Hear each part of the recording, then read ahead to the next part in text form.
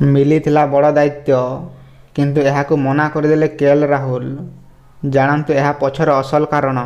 ହଁ ଦର୍ଶକ ବନ୍ଧୁ, ଚାମ୍ପିୟନ୍ସ ଟ୍ରଫି ପରେ ବଡ଼ ଅଫରକୁ ମନା କରିଦେଲେ କେଏଲ୍ ରାହୁଲ। ଚଳିତ ଆଇପିଏଲ୍ ସିଜନରେ ଦିଲ୍ଲୀ କ୍ୟାପିଟାଲ୍ସ ପକ୍ଷରୁ ଖେଳୁଛନ୍ତି କେଏଲ୍ ରାହୁଲ। ତେବେ ଫ୍ରାଞ୍ଚାଇଜି ତାଙ୍କୁ ଅଧିନାୟକ ହେବାକୁ ଅଫର ଦେଇଥିବା ବେଳେ ସେ ଏହାକୁ ମନା କରିଦେଇଥିବା ଖବର ସାମ୍ନାକୁ ଆସିଛି। ତେବେ ରାହୁଲ ଅଧିନାୟକ ହେବାକୁ ମନା କରିଦେଇଥିବା ବେଳେ ଦିଲ୍ଲୀର ଅଧିନାୟକ କିଏ ହେବେ ଏହାକୁ ନେଇ ଚର୍ଚ୍ଚା ଜୋର ଧରିଛି। ରାହୁଲ ଯଦି ଅଧିନାୟକ ନ ହୁଅନ୍ତି ତେବେ ଫ୍ରାଞ୍ଚାଇଜି ଅକ୍ଷର ପଟେଲଙ୍କୁ ଏହି ବଡ଼ ଦାୟିତ୍ୱ ଦେଇପାରେ ବୋଲି ସୂଚନା ମିଳିଛି।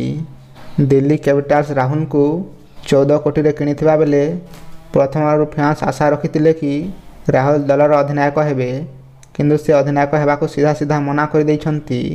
ତେବେ ଅଭିଜ୍ଞତା ଦୃଷ୍ଟିରୁ ଦଳ ଏବେ ଅକ୍ଷର ପଟେଲଙ୍କୁ ଅଧିନାୟକ ଦାୟିତ୍ୱ ଦେଇପାରେ। ସେପଟେ ରାହୁଲ ଦଳର ଅଧିନାୟକ ନ ହୋଇ ସମସ୍ତ ଦାୟିତ୍ୱ ତୁଲାଇବେ ବୋଲି ମଧ୍ୟ ଚର୍ଚ୍ଚା ହେଉଛି।